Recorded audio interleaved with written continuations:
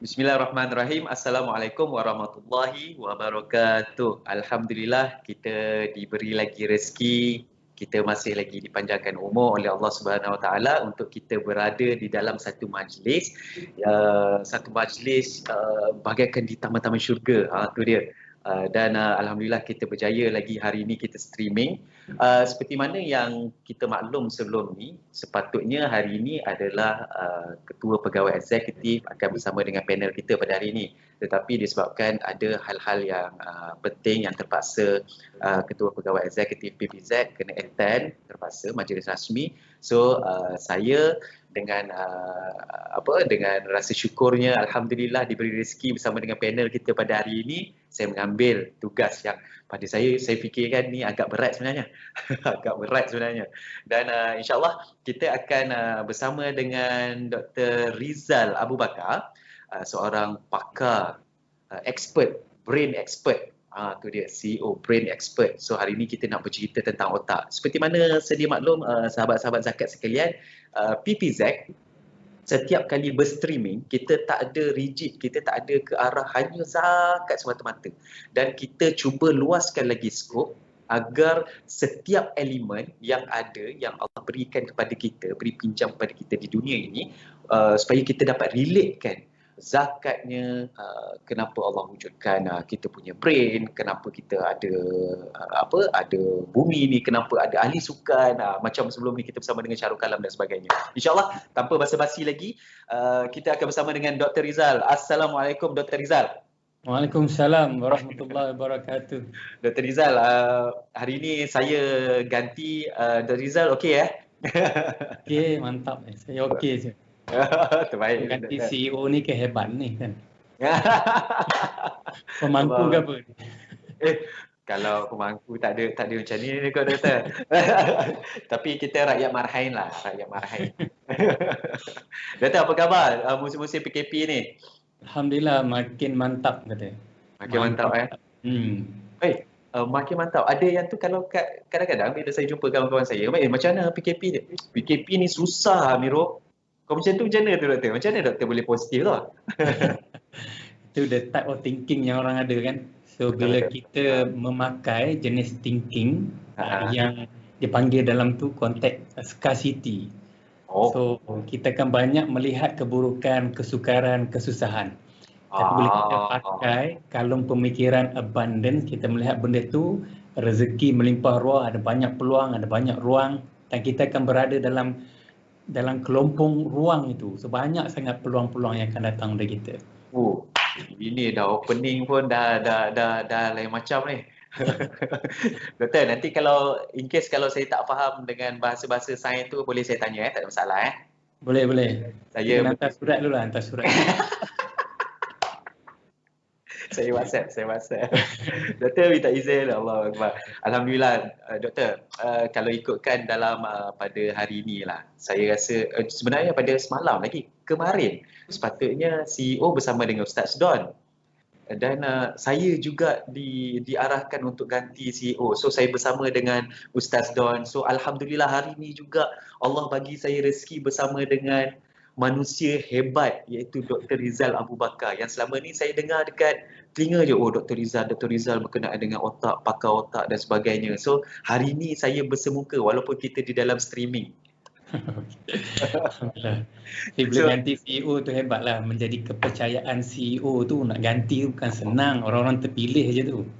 Amin. Mudah-mudahan itu semua menjadikan kita sebagai kita lebih positif doktor ya. Ya. So alhamdulillah doktor, hari ni tajuk kita adalah zikir dan otak. So kalau kita nampak zikir kita tengok dengan perkataan yang Islami.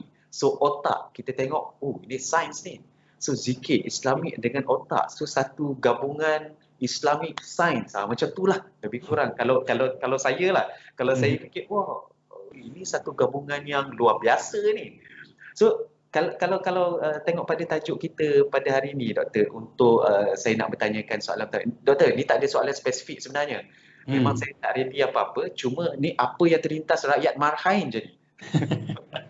Okey doktor, nak tahu macam mana, sejauh mana zikir itu mempengaruhi kita punya otak, kesihatan otak dan sebagainya. So macam mana dia boleh, kalau katalah sihat, so macam mana dia pergi dekat mana tu? Dengan bacaan zikir sahaja. So silakan Dr. Alright. Okay. Bismillahirrahmanirrahim. Assalamualaikum warahmatullahi wabarakatuh. Waalaikumsalam. Tuan-tuan dan puan-puan, dalam surah Az-Zariyat Allah sebut wa fi anfusikum afala tubsirun. Ianya dalam diri kamu, tidakkah kamu melihat, tidakkah kamu mengkaji, tidakkah kamu menganalisa. So ini antara ayat-ayat yang masa saya belajar dulu beri impak yang luar biasa pada saya. Kenapa Al-Quran menggunakan perkataan di dalam tu, tidakkah kamu melihat, tidakkah kamu mengkaji, tidakkah kamu menganalisa. So dalam hidup ni banyak kita diarah untuk melihat pada benda-benda itu.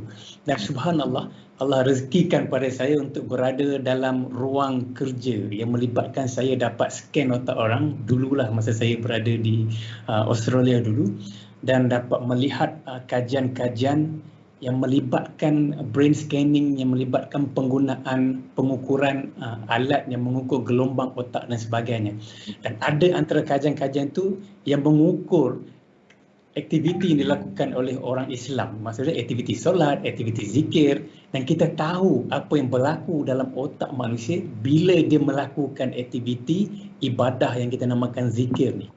Cuma kalau saya nak huraikan, saya nak masuk dalam kategori yang berbeza-beza supaya nampak lebih struktur, dan saya percaya insya-Allah pendengar dan penonton akan lebih mudah untuk faham. Silakan Dr. Silakan. Dan kita tahu biasanya bila solat, bila zikir ni ada dua kategori. Ada solat khusyuk, ada solat dia masyuk macam-macam dalam kepala kan. Kunci hilang jumpa kan, kereta tak kat mana masa tu, tahu kereta ada kat parking belah sana. Semua tu akan diingat waktu solat. Dan ada orang solat dengan dia panggil absent minded kan, tapi ada orang solat dia panggil connectedness tu, power connectedness dengan surrender. So dua aspek yang saya nak terangkan ni berbeza sangat bila kita melihat apa yang berlaku dalam otak manusia. Saya bagi contoh solat dulu, sebab solat pun dianggap sebagai zikir, betul ya? Betul. Solat dianggap sebagai zikir, jadi mudah untuk kita faham. So dalam satu kajian yang dibuat di US ni, tapi ke atas orang Islam yang solat. Okay. Kan, menarik kan? Dan saya belajar dengan doktor dengan Mark Wallman ni, belajar dengan dia. Dia kalau dah nama macam tu bukan Islam ya Doktor? Dia bukan Islam. Tapi dan dia buat kajian berkenaan dengan solat. Betul. Okey. Dia ada satu pendekatan ilmu baru yang dinamakan neuroteologi. Teologi ni kita tahu berkaitan dengan agama, so neuroteologi. So neuroteologi ni melihat aspek apa yang berlaku kepada otak manusia bila kita melakukan aktiviti agama. So dalam konteks ni, dalam kajian yang dibuat tu, dia menggunakan mesin yang bernama SPEC. Saya nak bagi tahu sebab dah ada mesin macam-macam ni, brain scanning ni kan. Orang faham macam lain. So menggunakan SPEC, jadi kita boleh tahu bagaimana darah ni bergerak. Dan bila darah tu sampai ke bahagian tertentu, dia akan menunjukkan bahagian tu sangat aktif. Aktif ataupun tak aktif langsung. Jadi kita tahu kalau tak sampailah darah itu. So dalam konteks, dalam kajian ni, dia minta orang untuk solat, tapi solat ikut rukun je kan. Solat, baca entah apa-apa, rukuk pun rukuk lah, bangun dengan cepat. Macam bahasa hadis sebut macam patuk ayam. Dan saya percaya kita pernah tengok kan 2-3 tahun lepas ke 2 tahun lepas ke ada solat tarawih dekat negara viral. Betul, yang viral tu kan, yang subhanallah kita tak ada nak angkat tabir dia dah sujud dah kan. Bapak cepat kan. Jadi Bapak cepat. Jadi ada tak impact pada kesihatan manusia? Ada tak impact yang beri kuasa, power kepada otak manusia bila kita solat betul? Tadi tuan moderator tanya kan, boleh tak bagi impact tertentu, kesihatan dan sebagainya. Subhanallah, bila kajian dilakukan, memang bila kita solat, dalam konteks ni solat nanti saya cerita pasal zikir, saya cerita tentang baca Quran, semua tu dalam konteks zikir. Satu-satu ya. Tak apa doktor, teruskan je sebab the floor is yours. Okey. So apa yang berlaku ketika solat macam patuk ayam, bahasa hadis, matan hadis sebut macam tu, macam patuk ayam cepat turun naik, baca pun tak faham, pun tak tahu. Lepas tu baca pun mulut tak bergerak kan, senyap je, dia sembahyang senyap, mulut tak bergerak, tiba-tiba rokok dah kan, tiba-tiba bangun, tiba-tiba dah habis bagi salam, baik je kan. Lepas tu lipat sejadah, terima kasih, Assalamualaikum, bye-bye kan. Now, ada tak kesan impact pada otak manusia dalam konteks kesihatan, bila dia melakukan aktiviti sahaja tanpa kehadiran hati, tanpa rasa surrender, tanpa rasa connectedness kepada Allah, ada ataupun tidak. Dalam kajian ni didapati apabila saya akan tunjukkan gambar yang nanti saya akan tunjukkan gambar. Tuan-tuan, bila dilakukan benda ni, kita dapati impact dia tak ada kesan. Saya tunjuk gambar. Boleh. Supaya saya tunjukkan gambar ni, gambar yang terakhir ni. Kalau tengok yang sebelah kiri, nampak sebelah kiri atas. Sebelah kiri atas, okey. Kiri atas, dua atas tu adalah orang berzikir, nanti saya terangkan. Tapi yang bawah sekali, sebelah kiri. Okey. So, yang ada satu anak panah tu, Dr. Ada satu anak panah. Okay. Ada satu anak panah tu ada merah-merah tu kan? Betul, okey. Merah-merah tu maksud dia, bila kita semayang dalam keadaan khusyuk, yang merah-merah tu takkan ada. Dia akan hilang dalam konteks solat. Okey. Dan itu maksudnya kita dah sampai level khusyuk. Dan kalau tengok ada yang di bawah ada sebelah bawah tu ada merah, lepas tu sebelah tu ada biru sikit, ada hijau kat situ kan. Lepas tu naik tu ada merah seketul sikit tu. Itu bahagian yang dinamakan parietal lobe. Parietal lobe ni, Doktor, kalau bahasa kita, kalau doktor terjemahkan macam mana tu? Tu bahasa sains tinggi sangat tu. Bahasa sains dia dalam bahasa biasa pun dinamakan parietal lobe juga. tak boleh ubah. Okey, teruskan. Okay. So bila di-scan otak manusia, bila dia dalam keadaan khusyuk, macam mana kita tahu khusyuk? Bila kita scan, kita akan nampak bahagian ni akan jadi tidak aktif. So bahagian ni bila tidak aktif, dia menunjukkan bahawa orang tu berada dalam konteks, dia panggil spacelessness. Dia tak ada kontak, tak ada connect dengan dunia luaran ni, tak ada lah. Dengan kereta dia, dengan kunci, dengan cermin mata semua tak ada connect lah. Dengan anak dekat kat luar, baju nak hujan, ampaian kat luar tak ambil lagi tu, tak ada connection. Dia hanya connect dengan Allah dalam konteks ni lah, connect dengan Allah. So dia panggil spacelessness. Dan benda ni boleh berlaku bila dia khusyuk je. Tapi bila solat macam patuk ayam ni, tak ada benda tu. So bahagian otak masih lagi duk fikir yang merah-merah kat atas tadi kita tengok tu, yang satu arrow tu masih lagi berfikir kat mana kunci, lepas ni nak pergi makan kat mana. Oh cantik lah aku ajak ni sekali kan pergi makan, nanti suruh dia belanja aku kan. So macam-macam yang datang kat kepala sebab dia tak hadir, tak memberi makna pada bacaan yang dia baca. So dan bila benda ni berlaku, dia tak bagi impact kesihatan. Kalau tengok yang gambar yang satu lagi, yang sebelah kanan tu ada dua arrow tu kan? Betul. Lepas tu kat tengah tu merah besar tu. Betul. Merah besar tu bernama anterior cingulate gyrus. So ini kesembuhan ada kat sini tuan-tuan dan puan. Bila bahagian tu aktif, bukan terlalu aktif, bila aktif dia meredakan stres. Kan? Dan kita pernah dengar hadis Nabi sebutkan, Nabi kata Bilal arihna ya Bilal, kan rehatkan kami Bilal. So inilah bukti yang Nabi sebut kepada Bilal arihna ya Bilal.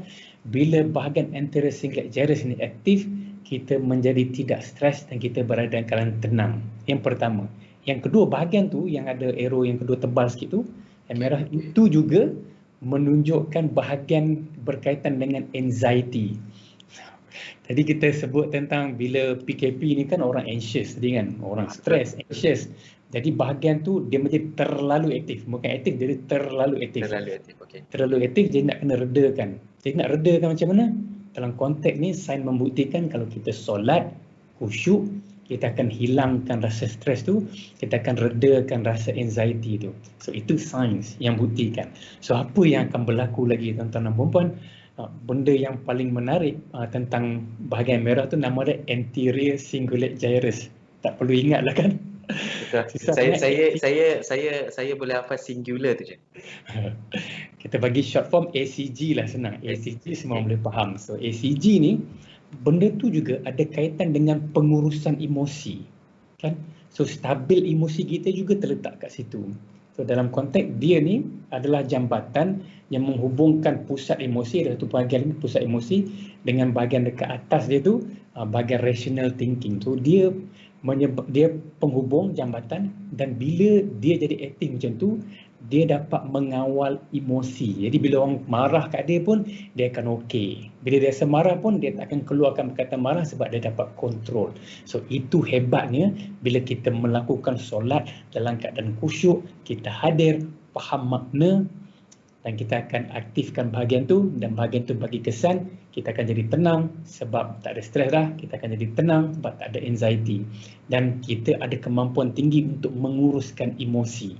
Ini yang saya rasa sangat-sangat luar biasa. Bila saya tengok benda tu, saya kata wow sangat kan. Nanti ada banyak wow nak cerita ni, tapi itu dah wow sangat. Betul. Apa jadi pada yang pengkaji tu, Doktor? Nak sangat tanya tu. Pengkaji ni dia tak dapat hidayah lagi, belum dapat hidayah. Belum lagi, insya-Allah. Semoga Allah bagi dia hidayah. Okey, Doktor nak sambung lagi kan? Ada lagi kan? Betul tak? Betul tak? Ada lagi. Okey, sekejap Doktor. Kita ada yang bertanya dalam ni. Sebelum itu terima kasih. Doktor jangan hilang point tu tau. Okey. Nanti Doktor nak share lagi tau. Tengah shock tadi tu. Okey. Okey, boleh. Okey, dan sahabat-sahabat yang mana yang sedang bersama dengan kita sekarang ni, saya tengok di telefon, alhamdulillah dah ramai bersama dengan kita, alhamdulillah. Dan ada yang bertanya soalan, Marok Nizam, sahabat yang baru ada FB, boleh tanya soalan ke host Amirul Faizal? Boleh. Dan juga yang bertanya ke Abdul Razak Abdul Majid, boleh tanya soalan tak moderator? Dah jadi mod dah. Terima kasih Abdul Razak. Boleh. Tak ada masalah. Sahabat-sahabat yang mana yang nak bertanyakan soalan yang berkaitan dengan tajuk kita pada hari ini, silakan. So insya-Allah kalau boleh doktor jawab, doktor akan terus straightforward jawab. Kalau doktor boleh jawab pun, kalau tak boleh jawab pun, doktor akan jawab juga, wallahu alam. Okey, so insya-Allah. Dan terima kasih kepada sahabat-sahabat yang bersama dengan kita. Jangan lupa untuk share live streaming kita ni, kerana ini adalah satu benda yang jarang orang kita nak ambil tahu. Macam itulah kalau saya sebagai rakyat Marhai ni, jarang yang kita nak kaitkan sains dengan dengan tubuh badan kita. Kenapa Allah wujudkan ni, kenapa Allah wujudkan. Tengok Mak Saleh yang bukan orang Islam yang kaji, yang beria kaji. Kenapa dia orang yang solat? Kenapa yang dikatakan solat itu sihat? Tengok dia orang yang kaji. Saya sendiri rasa malu, Doktor. Kan? Kita semua rasa segan kan, macam alamak.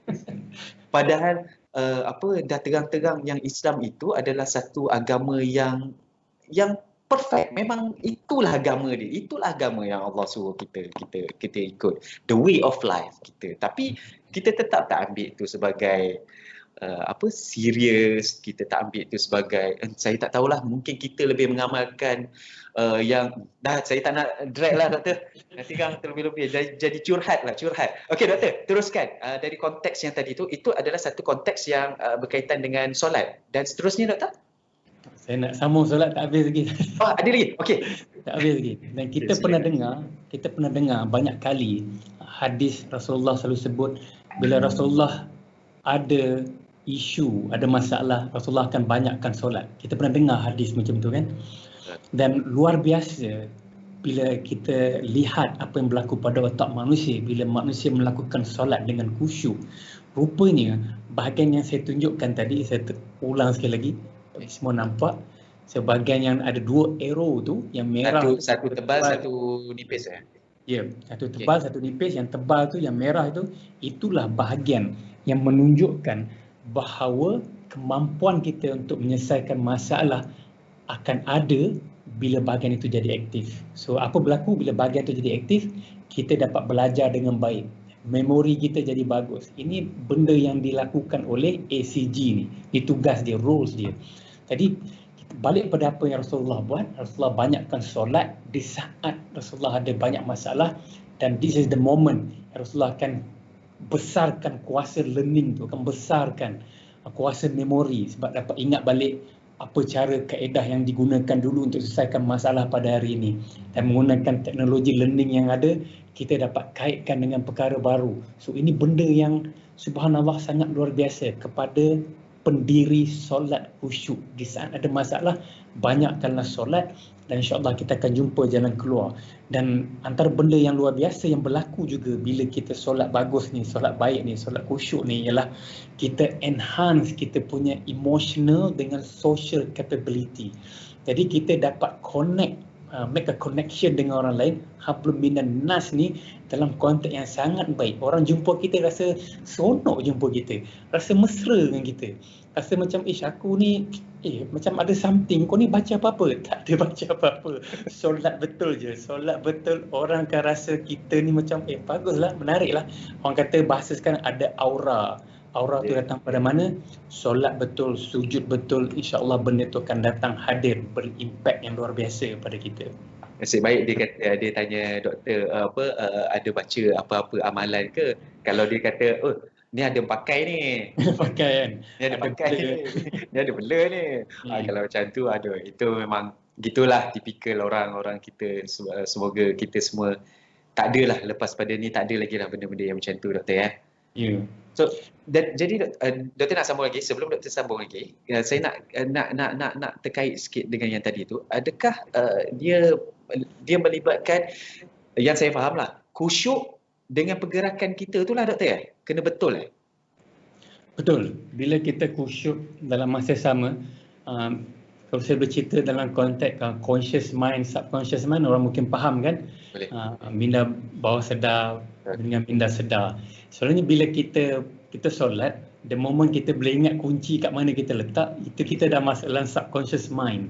Kan kita bukan consciously faham apa yang kita baca, kita rasa setiap pergerakan tu. Bila kita sujud, kita rasa tapak tangan kita melekat di atas tikar sejadah. Dan kita akan rasa dahi dan hidung kita kena pada sejadah. Sebab tu Islam menekankan bila sujud ni mesti ada bahagian ni. Sebab apa nak bagi tahu? You have to feel it. Kena rasa. Bila rasa, barulah kita berada pada present moment. Kita merasai setiap pergerakan. Kita merasai bacaan yang kita baca. Dan the moment kita merasakan betapa besarnya Allah ni, dalam bab Al-Quran, zikir dalam konteks Al-Quran ni saya cerita detail sikit, pun kita akan merasa tu, barulah sifat kehambaan tu akan muncul. Bila sifat kehambaan tu muncul, barulah kita akan, bila meminta, kita akan meminta dengan lebih baik. Bahasa kita cantik, air mata mengalir laju, sebab kita rasa kekerdilan tu dan kita rasa kebesaran, kehebatan Allah yang kita sembah tu. Yes. So kalau kalau saya katakan khusyuk, environment, macam mana environment tu boleh mempengaruhi khusyuk tu doktor? Environment boleh mempengaruhi kita juga kan? Environment boleh mempengaruhi di saat kalau kita masuk. Lepas tu kalau kita tengok dalam kitab Ihya Ulumuddin kan, Imam Ghazali kata kalau nak solat, pergi tempat kita nak solat tahu awal. Kita jangan kalut-kalut kan. Lepas tu Nabi pesan jangan berlari. Kalau kita dah sampai, orang dah nak takbir, jangan berlari. Kita berjalan. Sebab berlari dalam keadaan kalut akan menyebabkan kita punya pemikiran masih tertinggal pada benda yang kita kalutkan sebelum ni. Betul, faham. Jadi kita tak hadir kat situ. Jadi kalau kita datang awal, kita dah set dan kita tak pernah ada benda, kita jarang bagi tahu kat kita aku nak solat dan aku nak solat khusyuk ini. Kan kita tak bagi tahu pada diri kita. So kita tak pernah bagi arahan nak solat dengan khusyuk. Kita pergi solat takbir je. Kan, lepas tu kita ikut je atau imam dan sebagainya. The moment kita tak bagi program tu, solat khusyuk pada kita, dan solat ni kita solat je, dia masuk subconscious mind, dia akan masuk dalam program yang telah ada. Program telah ada apa? Kunci letak kat mana boleh jumpa, semua tu akan keluar balik. Kan? Kalau tulis macam ni lagi bagus, aku nak present macam ni lah, guna background macam ni lebih bagus, semua tu akan keluar.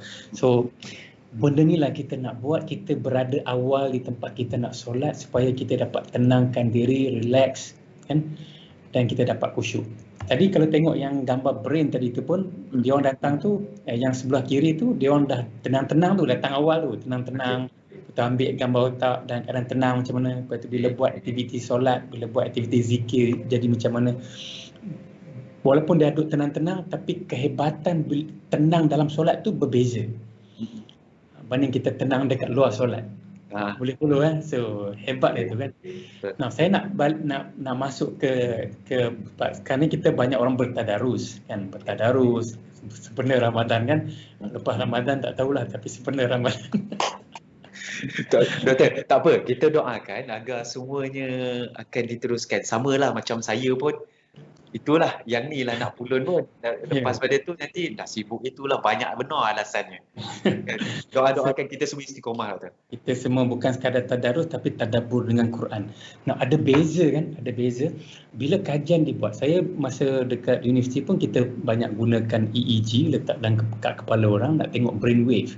Dan kita pernah letak pada pelajar yang bukan Islam untuk sekadar mendengar bacaan Al-Quran. Ada tak benda tu impact kepada otak sekadar mendengar tanpa faham? Dan orang tu bukan orang Islam.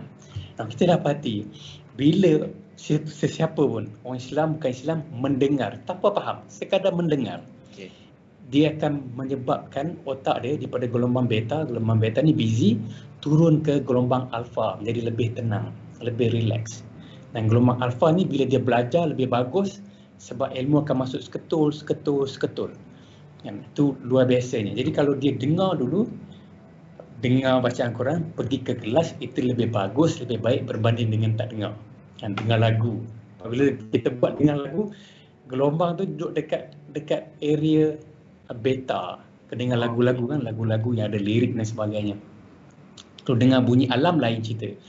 Lepas tu bila kita bagi orang yang zikirnya, tadi saya cakap pasal baca Quran kan, orang yang faham Al-Quran, bila faham Al-Quran dan dia membaca Al-Quran atau membaca Al-Quran, dia faham, baca, tengok makna, tadabbur, dan impact dia sangat luar biasa. Saya nak cerita impact dia.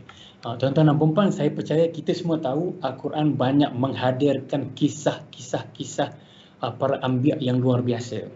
Kan? Kisah-kisah yang luar biasa ni, kalau dalam bahasa sekarang dinamakan sebagai character driven.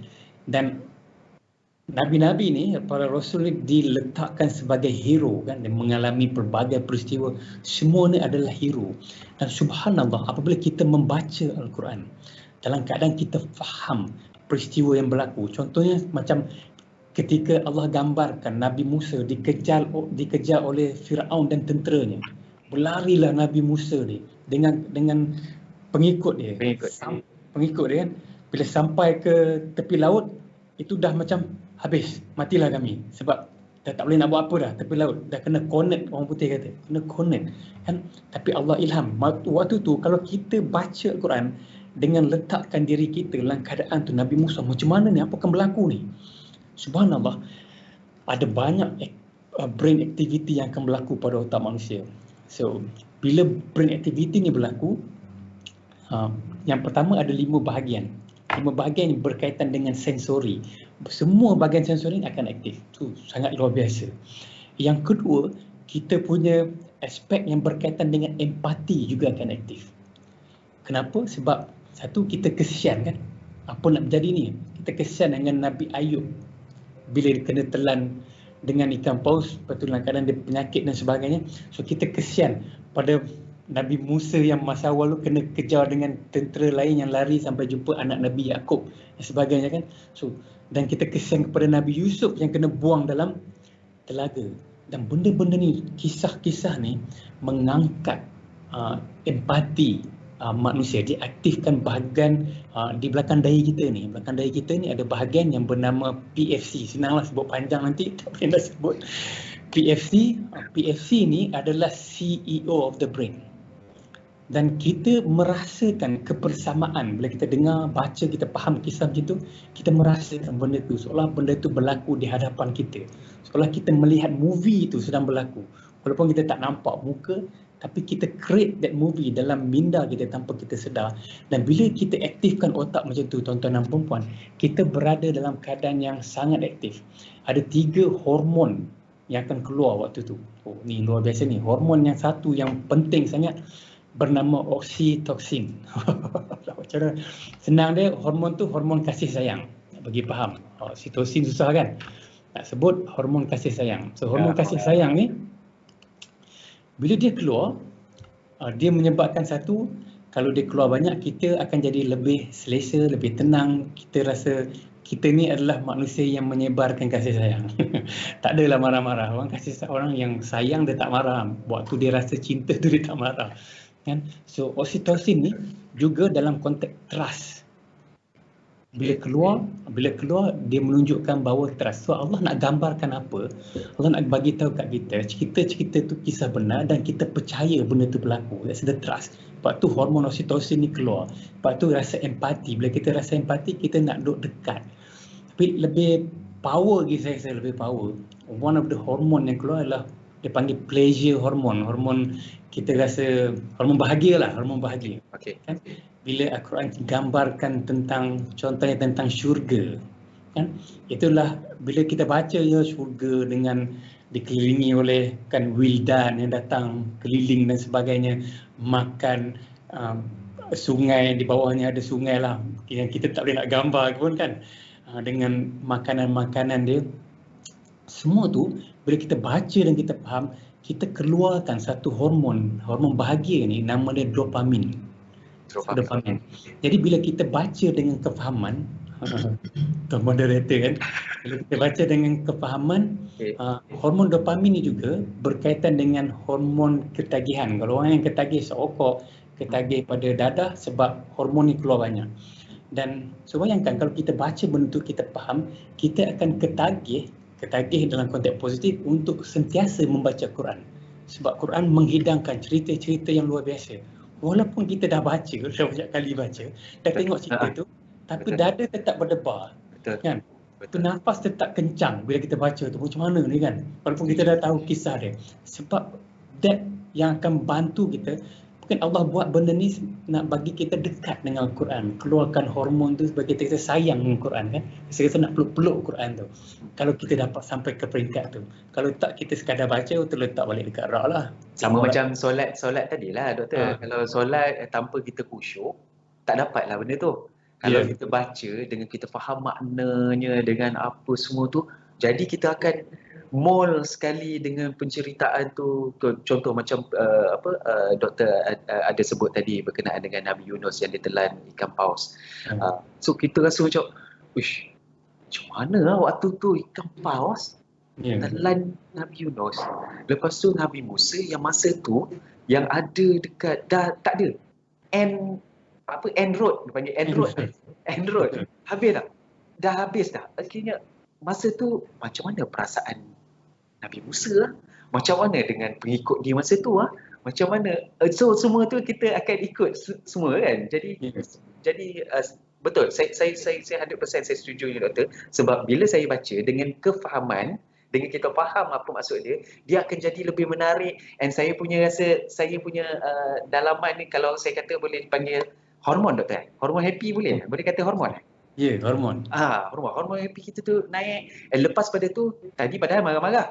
Lepas tu keluar balik dengan anak, okey dah lega, dah relax. So betul lah doktor.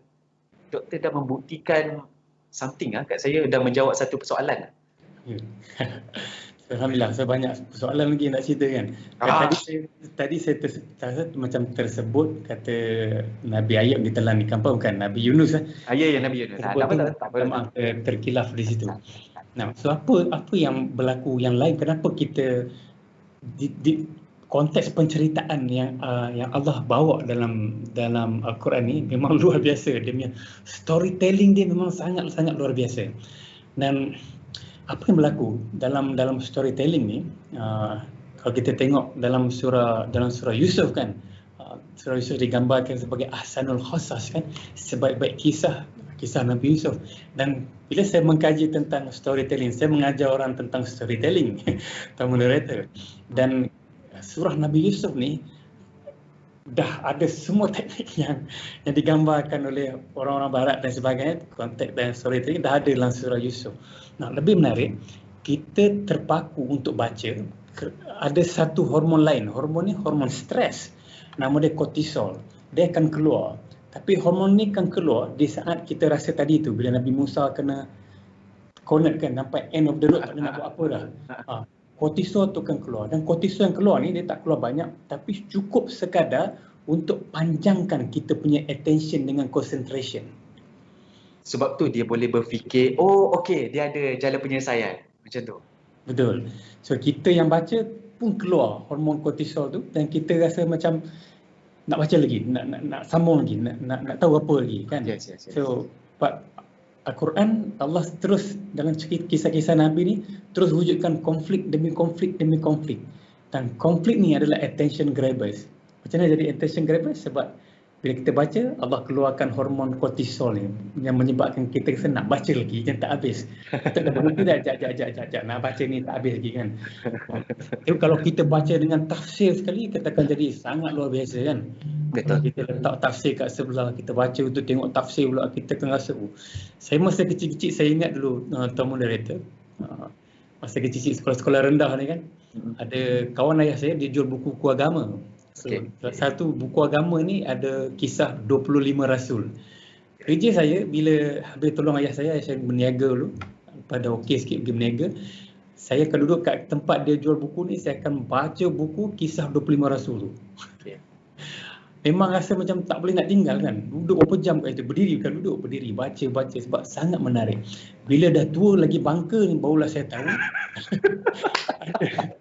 ada hormon tertentu menyebabkan saya jadi ralik baca tu, jadi macam terpegun, rasa macam hebat sangat, rasa nak pergi tempat tu. Dan nak lihat sendiri apa yang berlaku sebenarnya. Jadi macam tu hebatnya. Dan bila bahagian-bahagian otak ni aktif, keluarnya dopamin, keluarnya oksitosin, semua ni hormon-hormon yang bagi bahagia. Kan, bagi bahagia dan bagi muda. Patutlah doktor nampak muda. Otak jadi muda. So kita nak, bila umur kita 50 tahun, macam saya nak 50 tahun dah ni, tak nampak kan, nampak macam 30 tak nampak je. Kita nak macam tu kan. Dan kita nak organ kita semua muda. Kita tak nak muka nampak muda, buat pembedahan plastik, semua dalam semua tua. Kereta macam kereta labu-labi kan, Piramli labu-labinya kereta kan, enjin pun nak tercabut kan, dan sebagainya. So ini luar biasa tentang membaca Al-Quran. Dan dalam banyak surah, kalau kita perasan, Allah mulakan dengan Allah sebut tentang kehebatan dia. Dan banyak surah Allah sebutkan di ujung-ujung, di akhir surah, kehebatan Allah. Allah lah pemilik Rabbus Samawati wal Ard contohnya. Dan semua ni tuan-tuan dan puan-puan, juga bila kita baca dan kita faham dan kita wujud rasa kagum tu, akan keluarlah hormon dopamin tu juga. Bukan dopamin saja, dan keluar satu lagi hormon serotonin. Ini berkaitan dengan motivasi. So ini benda-benda yang berlaku di saat kita membaca Al-Quran dengan kefahaman, dengan tahu. Faham maksudnya bukan tadarus sahaja, tapi tadabbur makna dan faham. So impact dia kepada kita akan jadi sangat luar biasa. Saya nak tunjuk, tadi saya tak tunjukkan bahagian yang berkaitan dengan empati. Saya sebut tentang empati, yang tuan-tuan boleh tengok yang merah-merah ni adalah bahagian berkaitan dengan empati. Saya tak sebut tadi. So sekarang terlepas tadi kan. Ini juga bahagian otak yang aktif apabila kita khusyuk dan dapat melaksanakan solat kita, bacaan Quran kita tanpa melayang ke arah benda-benda lain. So ini benda-benda yang sangat luar biasa bagi saya, sangat-sangat luar biasa. Dan otomatis saya nak alih pada zikir yang kita faham biasanya, kita pegang sesuai dengan tajuk kita hari ni.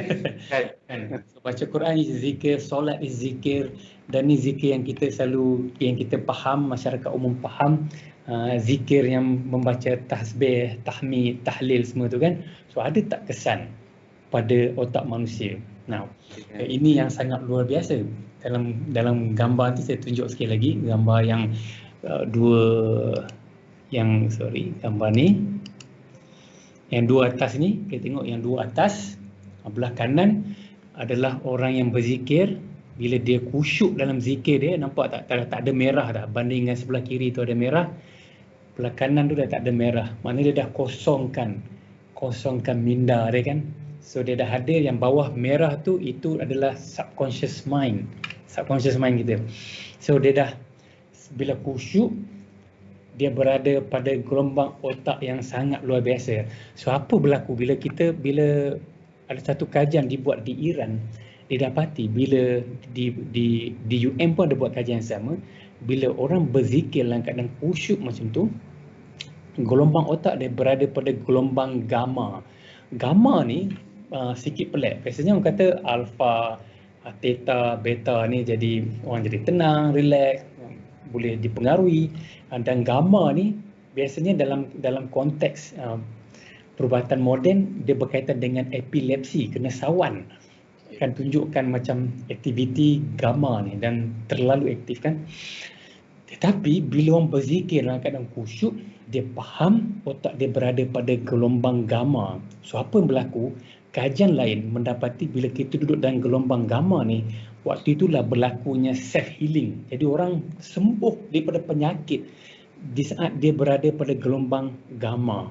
Jadi kita kena belajar, zikir pun kena belajar. Macam mana nak zikir betul-betul supaya kita boleh naikkan gelombang otak kita berada pada gelombang gamma dan kita dapat kesembuhan. Kita pasal kesembuhan. Sebutan tu pun menjadi ni juga doktor kan? Kena sebutan tu kena sebut betul-betul kan? Makhraj dia apa semua kan? Sebut, ya. Kalau kita sebut subhanallah, kita nak rasa kita kata maha suci Allah, suci yang macam mana kan? So benda tu yang kita kena faham, dan benda tu yang kita kena belajar. Baru kita faham sifat Allah yang macam ni, apa maksud dia, dan baru kita merasai benda tu. Dan dalam kajian lain tak berkaitan dengan orang Islam, tapi bila orang mampu sampai ke gelombang gamma ni, berlaku berbagai kesembuhan penyakit fizikal. Semua ni didokumentkan dalam research. So bayangkan kalau kita berzikir, kita ada penyakit, apa-apalah penyakit, dan kalau kita boleh sampai ke tahap gamma tu, kita juga akan mengundang kesembuhan daripada penyakit yang kita ada, insya-Allah. Because sains membuktikan benda tu. Cuma kita buat, tools kita dah ada, Allah dah bagi dah tools. Tools dia apa? Berzikir macam mana? Berzikir dengan faham. Berzikir faham macam mana? Dengan rasa. Dan insya-Allah kita akan sampai ke gelombang gamma. Tu benda yang saya rasa bila saya baca research tentang benda ni, saya rasa macam sangat wow. Sebab saya belajar tentang ilmu meditasi kan. Dan saya sendiri tahun lepas bulan puasa saya berada di Jerman kan. Scan otak saya dalam keadaan saya buat meditasi, zikir lah, buat meditasi. Sana dia panggil meditasi, tapi saya sendiri berzikir berzikir. Dan saya tengok sendiri macam mana otak saya. Kan sana waktu tu puasa dah 18 jam kan, lapar semua cukup. Dah sejuk kat luar, sejuk gila-gila kan. Rasa kita patutnya body kita stres, tapi dengan berzikir tu saya boleh membawa otak saya dalam keadaan yang sangat-sangat tenang. Dan tak adalah rasa, waktu tu saya nak rasa macam kenyang, 18 jam puasa tapi kenyang, boleh tak? Punya boleh. Punya boleh kan. Tadi moderator tanya pasal apa tadi? Boleh tak kita apa? Masih ingat tak? Pasal pemakanan ada tak? Pasal pemakanan kan, kalau kita nak makan, yes, betul. Cukup ke kita berzikir je? Cukup kita berzikir tanpa kita makan tu? Tanpa kita makan. Nah, kita ada hadis akhir zaman kan, nanti bila munculnya Dajjal dan sebagainya, dan makanan orang Islam pada waktu itu adalah zikir. Nah, itu mungkin kita akan faham dalam konteks filosofikal ataupun konteks spiritual. Tapi fizikal macam mana? Fizikal kita. Nah, ada satu manusia ni, dia digelarkan sebagai Iceman. Kalau pernah dengar nama dia. Nama dia Wim Hof. Dia dari Belanda. So asalnya dia kecewa, dia depressed sebab isteri dia mengalami masalah penyakit mental, ada skizofrenia dan terjun bangunan. Tinggallah dia dengan anak-anak dia. Dan dia sangat stres, menjadi depressed. Dan satu hari dia fikir, kalau aku terus macam ni, anak aku semua akan mati juga.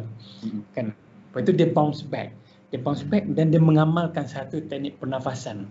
Dan teknik pernafasan ini diuji di beberapa universiti di US. Termasuklah di saat dia di-inject dengan virus flu kan. So dia buat teknik pernafasan, dia inject, sebelum tu dia ambil darah dia, lepas tu dia inject, dia ambil pergi darah nak pastikan dalam tu dah ada virus flu, dan dia buat teknik pernafasan, buat. Selepas habis setengah jam, 45 minit, dia ambil balik darah nak tengok masih ada tak virus tu. Dan bila diukur kemudian ni, selepas dia buat teknik pernafasan tu, dah tak ada virus tu. So semua ni didokumentkan dalam jurnal ni, ada dalam jurnal. Siapa yang menarik, dia juga pernah menahan lapar tanpa makan. Kan? Dan dia tak berzikir lah, dia hanya bagi tahu bahawa aku nak tahan lapar, aku tak nak makan, kan? dan badan dia menunjukkan bahawa dia ni tak ada deprive daripada makanan. Badan dia tak ada stres, menunjukkan tak ada makanan, tak menunjukkan bahawa dia berpuasa. Nah, benda yang sangat menarik sebab apa berlaku macam ni, sebab dia bagi tahu pada diri dia, so aku tak nak makan dan aku akan bertenaga, aku akan sihat, aku akan kuat dan aku seolah macam dah makan. So bila diambil darah kan, hormon dan sebagainya, menunjukkan bahawa dia macam seolah-olah bukan duduk dalam kategori menahan lapar. Bukan dalam konteks tu. Jadi kalau kita nak ambil soalan daripada moderator kan, kalau kita zikir dan kita nak rasa kenyang dengan zikir tu, boleh tak kita train otak kita untuk rasa kenyang dengan zikir? Saya rasa sangat boleh, sebab kemampuan otak sangat luar biasa. Sebab kita tak pernah diajar tentang capability otak kita, dan kita tak pernah tahu macam mana nak guna pada peringkat macam ni. So cubalah, macam saya bila makan contohnya, bila makan, saya dulu sebelum ni pernah puasa macam Nabi Daud, sehari selang sehari kan. Bila makan, saya bagi tahu dia, saya makan dan saya akan kenyang sampai petang buka puasa. Saya tukar makan apa pun, makan 2 biji kurma, minum air kosong segelas, saya akan kenyang sampai buka puasa. Dan alhamdulillah memang tak rasa lapar, kenyang sampai buka puasa. Buka puasa pun rasa macam, aku puasa ke hari ni? Sebab kita dah selang macam tak perasan kan, hari ni puasa tak puasa. So tak perasan lah. So itu kehebatan otak manusia, because kita boleh train otak kita dalam konteks macam mana yang kita nak kan. Mungkin ada yang pernah dengar cerita tentang Roger Bannister. Roger Bannister ni tahun 50-an, manusia pertama yang berlari satu batu melepasi 4 minit, kurang daripada 4 minit. Ketika itu kepercayaan masyarakat, kalau berlari satu batu ni bawah 4 minit pecah jantung. Pecah jantung. Ni semua orang berlari tak pernah lepas, mesti 4 minit lebih. Tapi Roger Bannister ni, dia kata pada diri dia, dan dia lihat dalam movie mind dia, 3 minit 59 saat. Dan dia seorang doktor perubatan. Dan ketika dia berlari di Oxford waktu tu, dia berlari dan dia memecahkan rekod kali pertama manusia dalam sains dalam dunia moden ni berlari satu batu bawah daripada 4 minit. 3 minit 59 saat 53. Nak cerita betapa kehebatan. Lepas dia buat tu, Tuan Moderator, lebih daripada 2,000 orang berjaya pecah rekod yang sama. Aku nak pastikan orang mula je buat. Orang mula buat, percaya boleh buat dan bukan boleh buat. So itu luar biasanya. Luar biasa memang, betul. Banyak doktor share dengan semua nama Mak Saleh doktor Semua nama Mak Saleh. Kan? Semua nama Mak Saleh. Yang itulah kenapalah kita bukan orang kita yang ke depan tak tahu, mungkin ada atau mungkin tak tahu, wallahu alam. Saya bukan dalam bidang sains ni, so itulah. Tapi tak apa doktor, menarik perkongsian doktor tadi tu, and banyak saya belajar, and saya harap penonton pun banyak belajar. So kita ada lagi lebih kurang dalam 8 minit ke 9 minit, lebih kurang dalam 10 minit lagi lah doktor, insyaAllah. So dekat sini di komen Facebook PPZ ada soalan untuk doktor daripada Akilah Noh. Bagaimana kalau kita berada dalam persekitaran riuh seperti anak-anak bising semasa kita solat, apakah kita boleh latih diri untuk khusyuk? Jika boleh, apakah langkah yang perlu dilakukan? Soalan daripada Akilah Noh ni doktor. So doktor dapat tak soalan tu? Boleh dapat. Okey, silakan doktor. Boleh doktor jawab? Saya rasa saya kenal Akilah Noh ni kan. Siapa kata? Antara peserta program saya dulu. Okey. Dia tak sempat tanya tu masa dia masuk kelas doktor tu. Okey, silakan doktor. So antara cabaran mak ayah yang ada anak-anak kecil kan. Baru ni saya masukkan dalam AP saya kan, Tok Wan dengan solat, tu cucu ambil masuk dalam kain kan, angkat kain baiknya kan. Tu antara cabaran. So macam-macam bunyi kat dapur, kita tengah solat tu bunyi kat dapur perpom, tak khusyuk. Now, bila kita rasa kita masih attached dengan kita punya environment, kita akan connect dengan kita punya environment.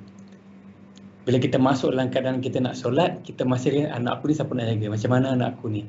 The moment kita ada soalan tu, Soalan tu lah akan bermain dalam kepala, menyebabkan kita aware dengan kita punya surrounding. Sebab apa? Sebab kita dah make connection dengan diri kita yang sebelum ni, yang always connected dengan kita punya environment. Kan mak kan jaga anak nak jatuh, pegang tu, tam kat sini kan, macam-macam kan cara dan sebagainya, tak selamatkan anak. So benda tu lah yang berlaku sebab kita play balik, kita mainkan balik program kita di luar solat masa kita solat. Kita tak mainkan program kita, program solat kita. Program solat kita apa? Program solat kita adalah program khusyuk. So macam mana nak buat? Saya rasa Puan Akilah pernah ikut program saya, program NLP kan, program NLP. Jadi kita dah boleh train body kita untuk solat dengan khusyuk. Macam mana nak train body kita untuk solat dengan khusyuk? Kita ada momen bila-bila masa kita solat, mungkin solat tengah malam yang kita rasa sangat khusyuk waktu tu. Kita solat dengan tangisan, air mata mengalir contohnya. Dan kita boleh bawa balik momen tu pada waktu ini.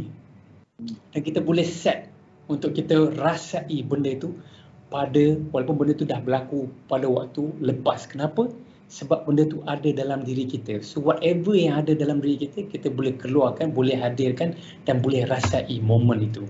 Dan di saat kita rasa the peak moment, this lah momen yang kita paling khusyuk sekali. Contohnya, waktu itulah kita peganglah salah satu bahagian anggota kita. Sebagai contoh, nak pegang kat sini ke kat mana, yang tu dinamakan anchor. Anchor. Kan dalam psikologi, dalam ilmu family therapy, ini diperkenalkan oleh orang barat jugalah, macam mana. Dan dia menggunakan teknik sentuhan, dan teknik sentuhan ni dinamakan anchor. So kita mungkin ada yang pernah mengambil ilmu psikologi ke subjek tertentu, pernah dengar perkataan conditioning kan, pelaziman. Pernah dengar cerita Ivan Pavlov dengan anjing dia kan, dia bawa anjing, dia nak bagi makan anjing, dia bunyikan loceng dulu. Lepas tu anjing akan datang dengan air lium leleh-leleh, dia panggil salivating kan, buat nak makan. So lama-lama dia bunyikan loceng je, tapi tak ada makanan, anjing tu tetap mengeluarkan air liur, tak mengalir air liur dia.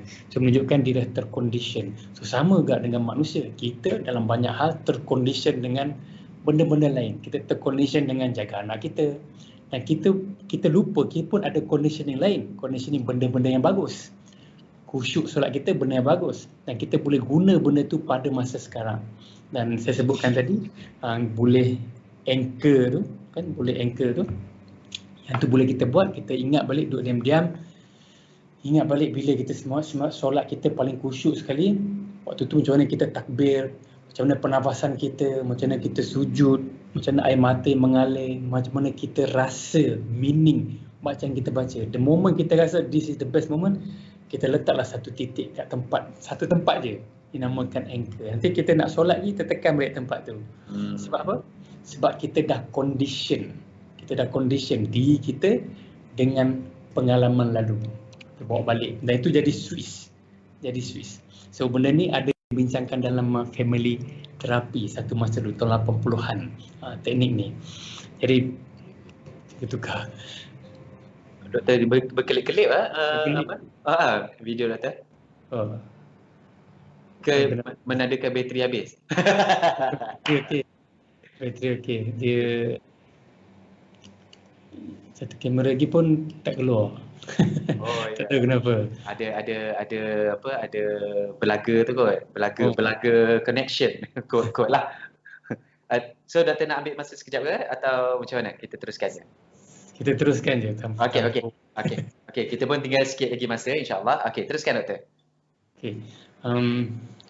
So tadi sebut tentang Puan Akilah tadi, yang kedua yang kita boleh buat adalah teknik pernafasan Puan Akilah. Jadi kita bernafas, dan dalam masa sama waktu kita bernafas tu, kita mesti always have to tell ourselves kita nak solat dengan khusyuk. Kan? Anak kita serahkan pada Allah jaga. Ya Allah, jagalah anakku, aku nak solat, aku nak rukuk dan sujud kepadamu ya Allah. Dan insya-Allah Allah jaga anak kita, Allah jaga solat kita solat pun tenang, tak ingat dah kunci kat mana, tak ingat dah baju kat luar tu nak hujan apa, selamat kita solat sampai tahiyat akhir. Habis-habis tu barulah jatuh pinggan satu pecah. Selamat. Betul. Allahu Akbar. Alhamdulillah, Doktor. Okey, Doktor, ada okey, kepada Puan Akilah Noor, harap-harap dapat tips ataupun dapat menjawablah persoalan tu, insya-Allah. So kalau agak-agak tak puas hati lagi dengan jawapan tu, pergi kelas doktor. Nampak doktor? Okey tak? Okey tak? Okey tak? Dia dah khatam dah tu. Oh, dia kata Allah Akbar. Tanya soalan untuk orang lain. Okey. Oh, pandai ni. Okey, tapi tak apa doktor. Kita pun dah berada di penghujung, insya-Allah. Akilah Noor, alhamdulillah dapat ilmu yang terbaik. Tahniah doktor. So, doktor, sikit je. Mungkin doktor boleh jawab dengan ringkas. Kita nak raikan juga dengan soalan daripada Husna Harun ni. Soalan dia. Puasa 14 jam dan kenyang. Apakah dengan simple niat mengarahkan badan dan minda, ia jadi seperti yang diniatkan tu? Simple je doktor. Answer daripada doktor. Ya, jawapan ringkasnya ya. Jawapan ringkas. Dia sebab Nabi katakan, Nabi sebut innama a'malu binniyat kan. Dan niat itu bukan niat sekadar macam kita faham niat dalam konteks biasa-biasa. Tapi bila kita faham dalam konteks how the brain works, kita yang bagi tahu ke otak kita, jadi aku nak kenyang sampai ke petang. Kan aku nak berjaga sampai ke petang. Masuk kelas kan mengantuk kan, pukul macam ni, pukul 1 ni mengantuk. Tapi aku nak segar mata, insya-Allah aku masuk segar mata, beritahu kat mata aku segar. Kau segar sampai pukul 3 nanti. Kita tahu dekat perut kau kenyang. So kita tak diajar untuk berbicara dengan organ kan. Sedangkan ada banyak kajian menunjukkan our body is talking to us dalam bahasa dia kan. Tubuh kita sentiasa memberi mesej kan. Kita tak faham sebab kita tak belajar ilmu tu. Kalau kita belajar, saya pergi kelas-kelas macam tu kan masa saya buat PhD dulu. So what the body is telling you. So nama kelas kan, what the body is telling you. So biasanya bila dah kita masa solat, lepas tu tak fikir apa dah. Apa-apa lain, dah tak fikir apa-apa lah lain selain daripada solat. Allahu Akbar. Ya, kan dalam Quran sebut kan wallahu khairul hafizah kan. Allah lah sebaik-baik penjaga kan. Betul. Jadi dekat sini saya fikir itu mungkin sebagai penutup lah tu doktor ya. Okey doktor. Sebenarnya saya ada lagi soalan berkenaan dengan macam mana zakat itu mempengaruhi kita punya brain sebab dalam zakat itu sendiri pun bila kita membayar zakat dia akan menenangkan jiwa kan. Dia akan tenangkan jiwa. Doktor, sikit doktor. Penghabisan lah ni, penghabisan lah doktor. Saya sayang pula rasa nak stop. Boleh teknikal boleh tak 2 jam lagi? Okey, teruskan doktor. Sikit je berkenaan dengan zakat. Macam mana dengan zakat tu dia boleh menenangkan jiwa kita? Alright. Okey, sekali lagi bismillahirrahmanirrahim. Macam nak berhenti dah tadi. Minta maaf doktor. Sikit je. Alright, tak apa. Saya masa saya di Melbourne dulu, Tuan Moderator, kita di sana setiap tahun dia buat satu conference. Dia panggil the Twin of Faith Conference. Untuk orang Islam je lah. Conference satu NGO bernama Mercy Mission. Dia yang buat conference tu dan dia panggil speaker daripada Amerika, daripada Canada, daripada South Africa, mana-mana lah negara Islam, termasuk dari Malaysia pun ada, datang. Dan pada waktu tu, saya ingat waktu itu tahun 2004 tak salah saya. 2004 mungkin. Dan yang dijemput tu adalah Syekh Omar Sulaiman. Syekh Omar Sulaiman ni baru-baru ni masa COVID-19 tengah havoc di US, dia dijemput ke Senate untuk bacakan doa. How powerful this person is. So Syekh Omar Sulaiman masa menyampaikan syarahan dia, dia berkata, dia kata di saat Allah mewajibkan zakat, dia kata sedarlah Allah juga mewajibkan kita untuk bekerja. Dia kata begitu sebab apa? Sebab ramai pendatang orang Islam yang berhijrah ke Australia waktu itu tak bekerja, mengharapkan welfare, bantuan daripada kerajaan. So benda tu bila dia sebut, the moment dia sebut benda tu, Allah wajibkan kita bekerja kecuali kita sakit dan sebagainya. Itu menunjukkan betapa konsep kita bekerja selama ni, kita bekerja sebab nak bantu keluarga, kita bekerja sebab nak beli kereta baru, kita kerja sebab nak sara anak bini, itu semua konsep yang salah. Dia berada pada low level of the meaning of our creation. Sebab the moment kita kata, kenapa kau kerja? Aku kerja sebab aku nak bayar zakat. Sebab waktu itulah kita menyatakan, berikrar bahawa kita berbisnes dengan Allah. Dan kita meletakkan Allah di tempat yang tertinggi, di tempat yang sepatutnya. Bukan Allah last sekali. Sebab apa? Bila kita letak Allah last sekali, kita dah dapat duit semua, dah belanja sana belanja sini, balance tu 2.5% baru bagi kat Allah. Balance bagi kat Allah. Balance. Kita pun tak suka orang bagi balance ya. Ya. So, konsep kita kerja sepatutnya lah, ini yang saya faham, dan kalau kita boleh amalkan, saya percaya kita akan dapat nikmat yang luar biasa. Saya kata macam gaji kita 3,000 sebulan. Kalau kita tahu kena zakat bila pendapatan kita setahun 17,000 kan, 17,000, so bayar zakat dalam 450, betul tak? Kita sekarang ni kita punya nisab lebih kurang dalam 15,000 lebih. 15,000 lebih. 15,000 lebih. Okay. So bila kalau kita target kita nak bayar zakat cun dia punya haul dan nisab dia kan, macam tu. Jadi kita punya rezeki kita akan sekitar kat situ ya tuan. Tapi kalau kita fikir aku nak bayar zakat tahun ni, aku nak bayar zakat 10,000. So bayangkan berapa banyak pendapatan kita yang kita akan dapat, sebab kita meletakkan target aku, kerja aku ialah nak bayar zakat 10,000. So bayangkan berapa banyak pendapatan kita. So kita berbisnes dengan Allah, dan di saat kita berbisnes dengan Allah, kita kata, ya Allah, aku kerja ni sebab aku nak bayar zakat ya Allah. Dan Allah akan letakkan kita di tempat yang sepatutnya. Dan Allah yang akan bantu kita. Kalau kita orang yang berbisnes, pintu rezeki bisnes kita tu, Allah akan ketuk pintu-pintu hati orang untuk datang membeli barangan kita. Kalau kita yang bekerja di satu organisasi, Allah akan buka pintu hati majikan kita untuk naikkan kita ke tempat yang sewajar dan sepatutnya untuk dapat pendapatan tu. Ataupun dia akan buka pintu rezeki daripada pendapatan lain untuk kita sampai ke peringkat tu. Sebab apa? Kita berbisnes dengan Allah. Allahu Akbar. Satu rasa yang saya rasa, betul lah, kita berbisnes dengan Allah. Yes, kita berbisnes dengan Allah. So tuan-tuan dan puan-puan, saya fikir itu sebagai pengakhiran buat masa ni streaming bersama dengan PBZ, dan minta maaf sekali lagi kamera Dr. Rizal ada problem sedikit, biasalah, nama pun streaming.